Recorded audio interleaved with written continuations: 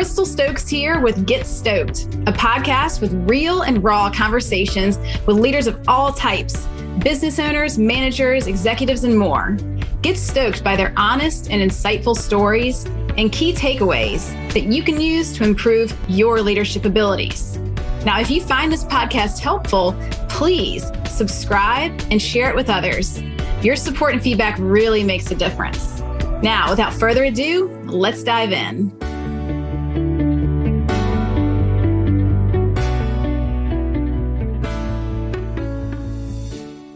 All right. Hey, we are here with Nick Egan. And Nick, you and I know each other from way back in the day. I think it may have been like 2016 or so when we did some coach training together in the Bay. In a while. Yep. Right. Coactive Training Institute now. Coactive Training Institute. Those are good times. I'm glad that we met. And I've been following you ever since. I've been like your LinkedIn stalker, watching you publish a book and grow your practice. I'm going to toss the ball over to you and have you introduce yourself. Like, what do you do professionally? And also, when you're not busy working, what do you do for fun? Yeah, totally. Well, thank you for having me on. First of all, I'm really happy that we stayed connected. Coaches training seems like so long ago, but it was such a fun time, such a pivotal time, at least for me in my development. So what do I do professionally? I am a coach mostly for entrepreneurs and executives, tend to focus on like tech executives, some crypto, mission-driven entrepreneurs. So people like coaches, people that have marketing agencies, things like that. Really enjoy working with them. And I've been in practice now for, 3 or 4 years, a while. Really enjoy that. Did get a chance to publish a book, Shift, The Art of Transforming Limitations, which is pretty well received. And so I'm happy with that. Outside of work, I love travel. I love martial arts. I love reading. I also a big fan of bourbon, if you've got any of that. Tea, and I'm a big tea drinker. I would say I'm a tea aficionado. Are you drinking tea right now? I am. Yep. I'm drinking. What are you drinking? I am. Gunpowder green tea is my current love. What are you drinking? Well, first of all, I have in my very dorky, can you see this mug? This is such a cat lady mug. Cats, I don't think that is a cat lady. That's awesome. It's terrible. And I'm just drinking yerba mate. I love all different kinds of tea as well, for sure. I love when I lived in Europe, I got really into teas. Like the tea culture there was fabulous. And so I hear you on that one. I enjoy your little list of the things you do when you're not working. I'm curious too with your book, like I see it behind you with the cover art. Can you say a little more about your background? Because I think you as a coach, your background struck me as really interesting in terms of what you studied in school. I don't think it's that mainstream for most coaches. Yeah. So my undergrad was in psychology, and I studied specifically transpersonal psychology. And I thought that I would go on to be a therapist, and I became a little bit disillusioned with that. I was studying Buddhism at the time. So I'd studied Zen pretty seriously from the time I was 16 up until about 20. And so I've been studying that, and I really wanted to understand the inner workings of the mind from a psychological perspective, but also like a spiritual consciousness perspective. And so I think that I was looking for something a little bit different when I went to psychology. And so I decided to switch gears. And for my master's, I went on to study world religions. And then my PhD was in Buddhist studies in particular. And so from when I was studying Zen, I slowly migrated over to the Tibetan side of Buddhism, largely because they have a really strong, I call it like a tradition of debate and academia within the Tibetan system, and also a lot of energy practices. So a lot of like what people would consider like pranayama, so like breathing practices, visualization, all of that. So I was drawn to that. And so in my part of my PhD, I did field work studying in a monastery for many months, for about 6 months, which was quite an experience. And that was in Nepal. And so from that point on, I graduated with my PhD and then went on to lead tours throughout the Himalayas. So extensive travel throughout Bhutan, Tibet, Nepal, a little bit of India, some Mongolia, anywhere that's really touched by the Tibetan tradition. So that was really fantastic, great period of my life. And then I went on to focus on real estate. My family has a multifamily real estate company all up and down the coast of California. And so I stepped into that role, which is where I learned the business entrepreneurship side of things. And then as coaching, in terms of coaching, I was coached by somebody that ended up in our program, wasn't in our program with us, but she was going through the program, and a friend introduced me to her, and I was just completely blown away by what she was able to do within an hour. And I thought, oh, that is back to the original thing I had thought I was going to do when I was studying psychology. And so I jumped in, feet first, and went from there. I love how it kind of came full circle. Yeah, it does. Things do have a way of coming full circle. Yeah. And the interesting union between the kind of parts that some people might describe as more woo, all the way over to the business side that's really, concrete, and how that informs the work that you do now as a coach. And this podcast is all about leadership. And so I'd like to take this very interesting background you have and ask, how does it inform the work you do in terms of you as a leader yourself of your own company, but also perhaps how you engage with the leaders that you work with, kind of meeting them where they are, all this history you have in the back of your mind, sort of informing your decisions and how you engage. Yeah. It's funny. I was just with a new client this morning, and I was telling him that even though I have, I'm basically a certified hippie, right? Like I have a PhD in hippiness, we talk about energy healing and all of that. But at the same time, I'm very allergic to a kind of wishy-washiness, right? Like a lack of integrity within a way of thinking. And so you can be as hippie as you want, as long as it's like internally integral. And so because of that, I think it allows me to bring these certain practices or ways of thinking in a way that's very, number one, accessible, and number two, almost like respectable by people that are outside of the tradition. I mean, I think our culture in general has moved more toward this. I have an entrepreneur, she's going actually to do like a sound healing bath this weekend. And so there's a lot of this that's entering into kind of mainstream culture. But at the same time, I really pride myself on just like, look, what is the essential point of something? Why are we doing it? How do we do it? And what would the outcomes be that I could expect? And then what are some guardrails along the way, like along the path? And if you look at, serious spiritual practices or traditions, they always have that, it's only kind of the modern day that's made it into this thing that seems a little bit cobbled together, seems a little bit wishy-washy. It's actually historically not like that, even in the West.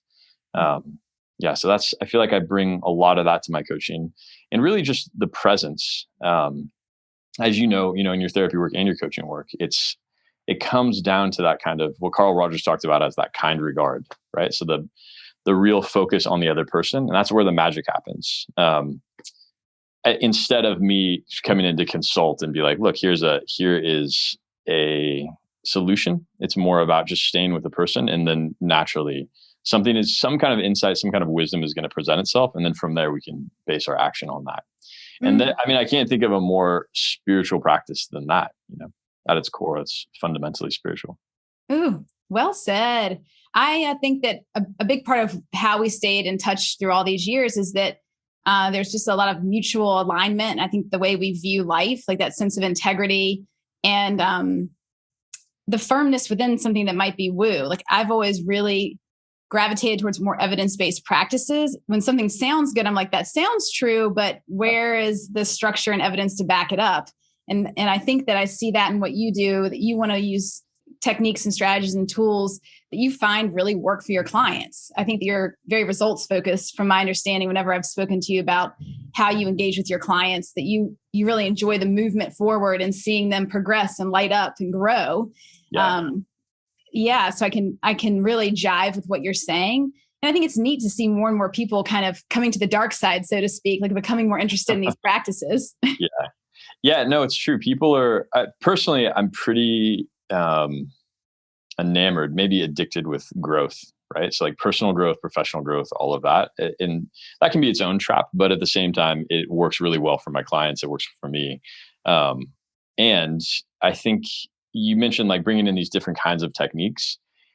Those are, it's really important to be able to do that and have access to like a wide variety of techniques. And what I found is that if you have a certain depth within any kind of tradition or understanding, you can almost make, I don't want to say make your own techniques, but you can play with techniques a little bit because you understand the principles and not the techniques. I mentioned that martial arts is one of my hobbies, and it's very similar within martial arts. It's like the beginner will train these techniques, so certain specific things to do. The expert or the advanced practitioner will understand the concept and then be able to apply that concept in lots of different infinite techniques. right? Yeah. So it's the same. It's sort of like, who was it? Bruce Lee said, I'm not scared of the man that practices 10,000 techniques. I'm scared of the man that practices one technique 10,000 times, because then they can go and apply that across the board. And so that's what I found in my background. It's helpful. Very interesting.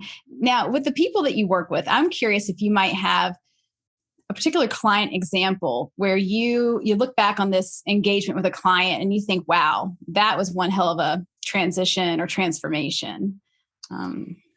Yeah, I mean, it really depends on what they're trying to do. I have one client right now. She started with me and she was making about $100,000 a year. She had a small marketing agency, and I won't say her name, or but she's fairly public. You can find her on LinkedIn and all that. So she's given me some permission to talk about this.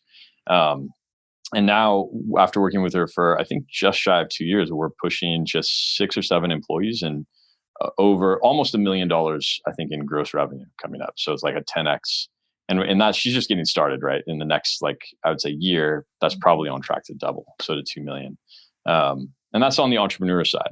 So I think it's easier in some ways to measure entrepreneurial success, because it's like you're looking at revenue, you're looking at number of employees, you're looking at growth within the company. And that's fairly common. Oftentimes, I don't know why, but people will find me because they're looking for quote unquote career coaching. Usually they want to move up in their career.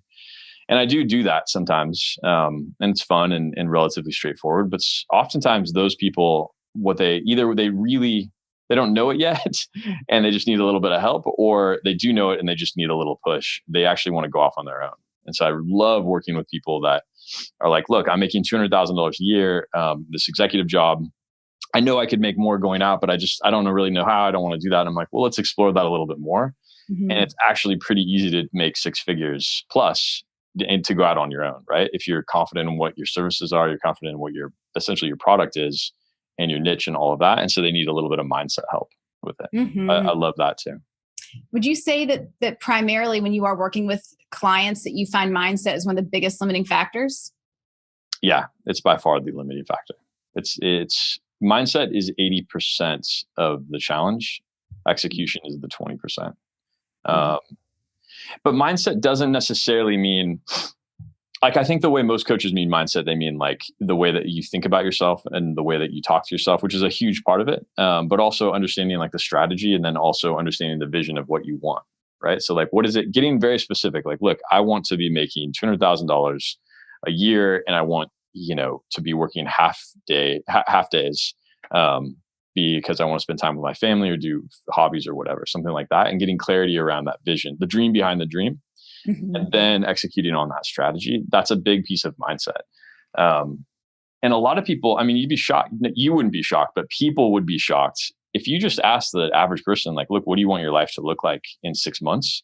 Most people have a hard time answering that question. And so that's a big part of what I tend to do in the beginning is let's get the vision clear. I was thinking the exact same thing, that the vast majority of people I work with have forgotten to dream. It's something inside them has been crushed down long enough and hard enough. Yeah. And I experienced that myself. I remember having a cap in my head, this is the max income that you'll ever make, right? That's the ceiling. Is it really? And you have to work at least 40 hours to get that much money. Do you really? To think outside of that box, I would say with my clients, I give them the magic fairy wand. If anything were possible, there are no constraints. Let's just dream. Let's just go as big as we can. And the other thing I like to use is the constraint monster, which is where I apply really rigid constraints. What if you only lived 1 more year? Or what if you could only work 20 hours? But you still had to get the same result. And we have a lot of fun with I love that flexibility of our mind in order to be creative. Because I do think it's natural to kind of lose some of that creative ability with time and in the structures that we live in. But to bring that back as a coach and really allow ourselves to feel into what we might really want. There's also the aspect of being afraid to dream, because then if you think you want it and you don't get it, it hurts. So exactly. How do you want to think about it? Yeah, exactly. No, that's absolutely true. Small side note, the constraint piece, that's funny. It doesn't come up very often when I'm doing podcasts and discussions. It's sort of an advanced technique. There's a great book called The Beautiful Constraint, and it really, it's about introducing these constraints as a creative process. And it's so valuable. But yeah, going back to what you were saying too, a lot of my clients have a myth, or I won't say a myth, a story, a narrative that they tell themselves about how hard things will be, right? I'm like, well, if I work really hard, I can get to that, or something like, or it's going to be hard to do that. And it's like, well, what if it were easy? What if you tell yourself it's easy? What if your perfect clients find you effortlessly? That's one of the affirmations that I teach many of my coach type people that I coach. My perfect clients find me effortlessly. They find me easily. Like, this is easy to do. And as when you program your stories, if it really is in alignment with your subconscious, like, it's not quite as easy as just repeating it. But if it is, things do become easy. Like, what's difficult for one person can be quite easy for another. And it's a very fine line as to why that is. Mm-hmm. I agree. I've found now, because I've been doing some form of coaching since I was about 20. I started off as a medical exercise specialist, so coaching on like health and movement and pain management and whatnot. And then worked as a psychotherapist, and now almost fully as a coach.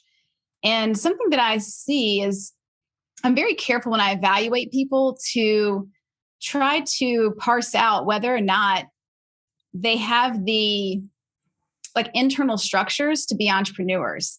Because in my experience, I find people who kind of have this itch, like they think they want to do it. And when we spend the time just exploring their motivations for it and their aversion to risk or tolerance of risk and things like this, I do see different types of people. I see some that are really built for entrepreneurship. They are able to grow and expand and take risk and change their mindset and bring in resources. And there's almost an archetype to that. And there are a lot of people that fall in the gray area. And then I have a few that really are like, man, you were built for being a part of a system. They just thrive in a pre-made structure, and they are awesome at it. And I think that's also really a component that I enjoy of my coaching. It's helping people discover where they are in that spectrum. And if you're in the middle, that gives you a lot to play with. But that's very interesting to me too. I agree with that. There's a cool book called the EMyth, the entrepreneurship myth. And the basic thesis is like, look, just because you're really good at making pies doesn't mean that you should open a bakery. Right. And we have that. Like, I catch even family members saying stuff to other family members like, oh, you're really good at this, you should go into business. And it's like, well, actually, just because you make really good wine, don't open the winery, right? That's probably like 10% of what counts as the success. And the same thing with coaching too. I mean, same thing with coaching. It's like, I meet coaches all the time. They're just like these amazing coaches.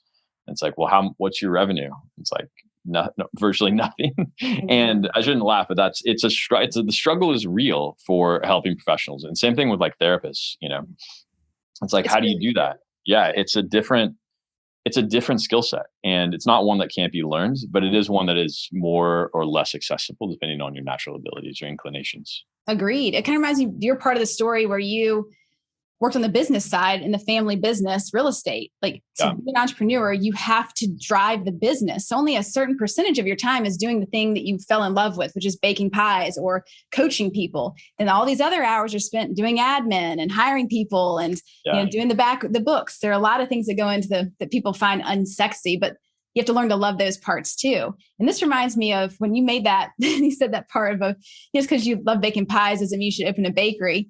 When I was in like 18, 19, 20 years old, I was working as a veterinary technician, and I was on the track to go to vet school. That was my plan.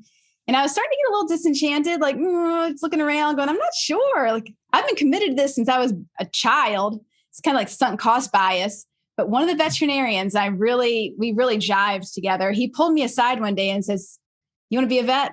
I was like, yeah. It's like, you love animals. I said, mm-hmm. It's like, listen to me, kid. Don't be a vet.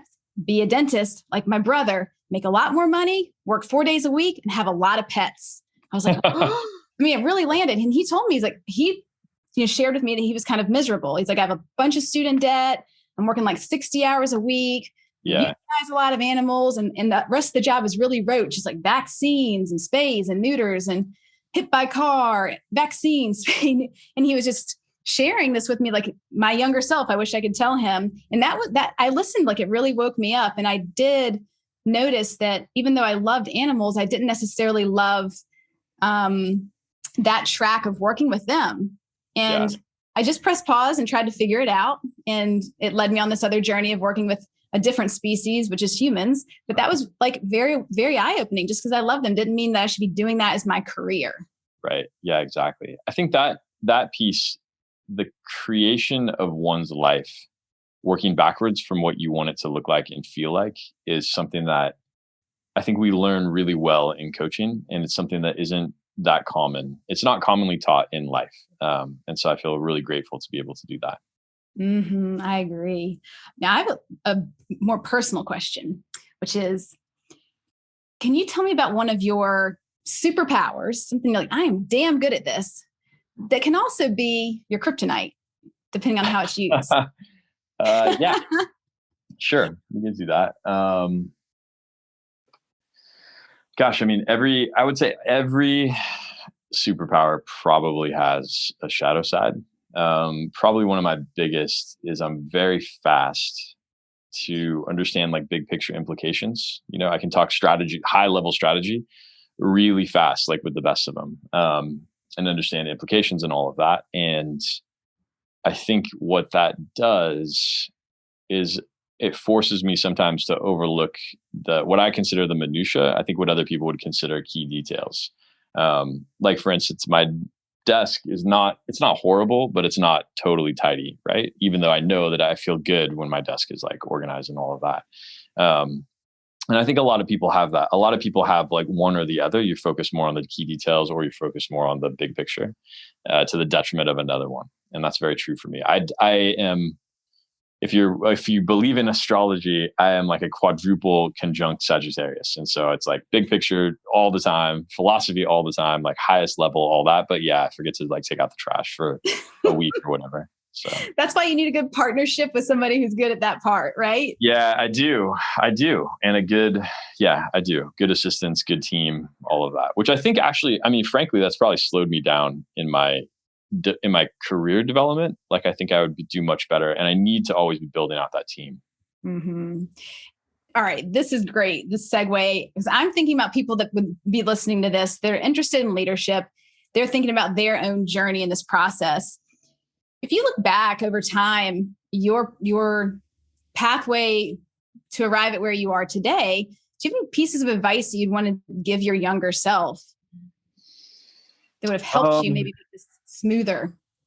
Yeah, I mean, it's going to sound maybe a little bit cliche, but do lean into the things that you're interested in wholeheartedly as soon as you can, and that's a lesson that I think I'm still learning and still kind of leaning into, because there's so much room for it. And there's all these societal constraints and expectations around what we should be doing, as opposed to what our internal compass. And some people lose sight of that internal compass altogether.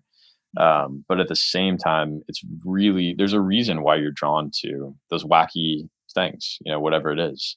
And so you can lean into that and make it a part of your journey authentically. And probably people can point to examples of other leaders that have done similar things. So that would be that's my main thing that I would recommend. So just lean into it earlier. As soon as you can, start incorporating in the things that you're most passionate about. Yeah, exactly. Don't be afraid. You don't need to silo the elements of your personality that you think that are not connected, because they're connected anyway. And there's great power in actually connecting them and then bringing them to the forefront. Mm-hmm. Oh, I love that one. All right. Another one's more rapid fire style is when you look at the different leaders that you engage with as clients, or also just in your circle, like your network of peers, what do you see to be one of the top challenges that leaders right now face? Oh, well, that's a good question. I mean, a top challenge. I've been really surprised by the number. So I've had a chance to work with some really high level leaders, right? So if I'm going outside of on the executive side, so executives like C-suite leaders that are in $500 million companies, like big, well-known, pretty name brand companies. And there's still versions of like the imposter syndrome that pops up.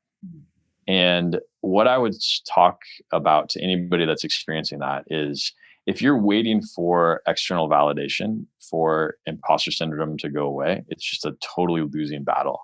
And there are a lot of gifts within the imposter syndrome, right? And so like leaning into that and really deconstructing that and not letting that be the driving force for what you do. that has been somewhat surprising to me, how universal it is and how high up the ladder it goes in terms of social status. Oh, it's such a good one. And how do you like to work with that challenge? Yeah. I like to do a spiritual dope slap. Honestly, I mean, one of the best things to do with that challenge, it really depends on how it's manifesting, right? So really the first thing I like to do is like go into it and talk about what that actually feels like really enhance it. What does it feel like? How does it manifest? How do you see it? How might we know that that's happening? And really feel that in an embodied way, and then start to deconstruct it a little bit and see if we can there's a lot of different tools. One tool is just like, is that actually true? Like, is somebody seeing you outside? Is that true? From their perspective, and just see if we can get a tiny bit. It's like, if the door can crack open a little bit, you can crack open the door. So all I'm looking for in my coaching is like a tiny crack, and I'm going to find that crack somewhere. It may take like quite a few it may take months, who knows? But we're going to find that crack. And once we do, then we're going to lean into that crack, and then it's going to blow open. Yeah, that's what happens. So it's hard to say what's going to lead to that.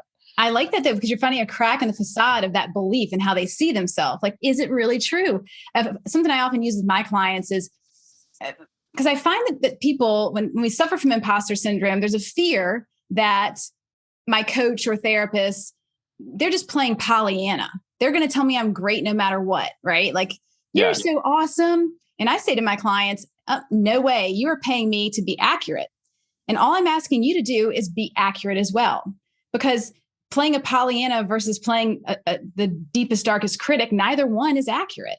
Yeah. So all I'm saying is be more accurate in your speech and in your evaluation of yourself. And I think that lands with a lot of leaders, because they like precision. They like to be exact and to do things well. And I say, well, then why don't you evaluate yourself well? I mean, let's have an honest discussion about, what are you average at?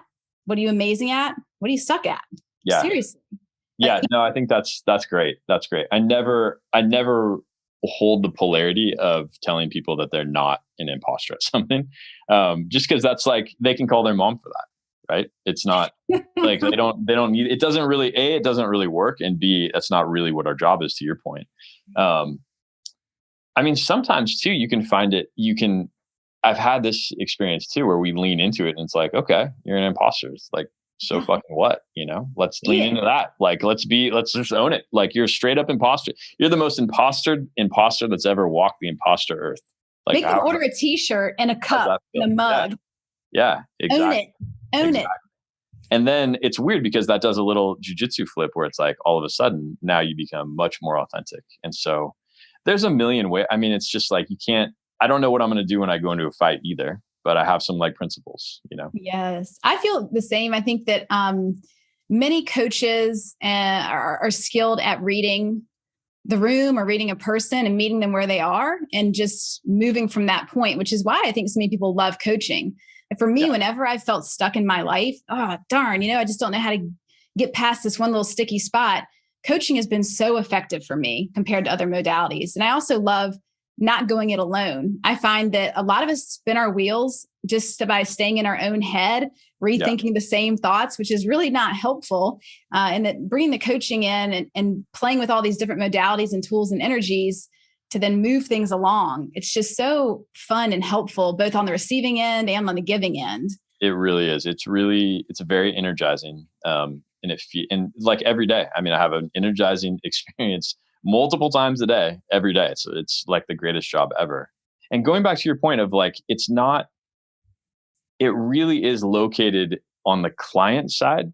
And so I feel like really good the best coaching that I do is almost like lazy coaching. Like, I'm not really, all I'm doing is just bringing my bare awareness and like getting curious about stuff. And I don't have any solutions. Like, if you let go of any kind of idea of having a solution, I was coaching a client of mine. She's a senior leader within a big organization, and I'm coaching her on how to use some coaching technology with her direct reports. And she was struggling with like, well, I'd have to be prepared, and I want to be, and it's like, no, if you are a personal trainer right? And you think about being a personal trainer, and then you go to the gym and it's like, well, I got to prepare because I'm going to lift all these weights as a personal trainer. Your client is not lifting any of the weights, right? And you're like the world's worst personal trainer if you're lifting the weights for them. And so it's just like, how do you just step back, right? I could be like a really overweight guy and still be a good personal trainer if I wanted to. So it's that kind of mentality, like a kind of almost a laziness when it comes to solutions, but a hyper acute sense of curiosity. Agreed. Man, we could write a book on this. That sounds like a punchline to a book. I always say it's about agency. Like you have to have agency. I'm here to support your agency. I'm not your little floaty wings. You don't need them. You're a badass swimmer. Let's get in the water and see what you can do. It's so fun. I just enjoy this so much. And I hope that when people listen to this, they also get a feel for the different styles of personalities that are out there to work with. Because I find that that's also crucial, is having a kind of chemistry and alignment with your coach that you feel you can trust them, number one. And then there's a momentum to your work that feels really right for you and the pacing of it. And I think that's a part of like the matchmaking process of doing this kind of work. And in that, I was curious on your end, do you have any like mentors or processes from the past that have been just so meaningful to you? And that could be a book or a teacher, even an experience you had that you say has been so profound that you think maybe sharing it today with others could be something they could have as a takeaway. Yeah. I do want to echo, when you're working or looking for a coach, try them out from an energetic personality standpoint and less about what you think their methodology is or isn't. Right. And I have a couple of people that I refer people out, and I can tell right off the bat, I'm like, look, I am a great coach, I think, but I'm not a coach for you. Like, it's not going to work. You need this other guy. And I have some people that I can just go through my roster and be like, look, here's a great recommendation for you. Because that kind of personal rapport means a lot when you're working in this like intimate setting. And in terms of mentors, man, I feel very fortunate. Even anything from graduate school to like coaching mentors to my spiritual mentors, I've had a lot of really strong mentorship. I think one thing that I talk about in the book that I often will reference is this, a time when I was studying Zen and I was super young. I was 18, I think. And I was studying with this Roshi, Kwang Roshi. He's actually the Zen teacher of the coach for the Chicago Bulls. I can't remember his name right now, but anyway, he's like very, very well known, and definitely has insight. Whether you want to say enlightenment or not, up to you. And at the time, I was thinking through like this notion of becoming a bodhisattva, which is somebody that comes back again and again and again to help sentient beings, help everybody, or versus like somebody that attains enlightenment and like leaves and goes. And it was this real dichotomy, and I was struggling with it. And I was having lunch with the Roshi, and this was like a little bit embarrassing. Imagine like this 18-year-old punk kid asking this Roshi, very austere, and saying, when you die, are you going to go to like enlightened? Are you going to become enlightened, or are you going to come back and like help sentient beings? And he turned to me in this way, in his very deep, resonant voice, and he said, this is enlightenment. And the way that he said it just totally shut down any kind of dualistic thinking in my mind. And it was a real insight that I felt at like a body level. And I was left with a sense of like, well, okay, if this is enlightenment itself, if I'm experiencing right now, it doesn't feel like it, right? It feels pretty ordinary, or whatever, ordinary, or kind of even just crappy, like duality or whatever. And then it became this question that was a driving question, which was like, why am I fucking up enlightenment? And why am I doing that? And how might I not do that? And then that led to, I think, a sort of kind of a North Star within my spiritual practice. Right? And you could translate that to lots of different, to like a Hindu context or a Christian context. But for me, that's the Buddhist context resonated.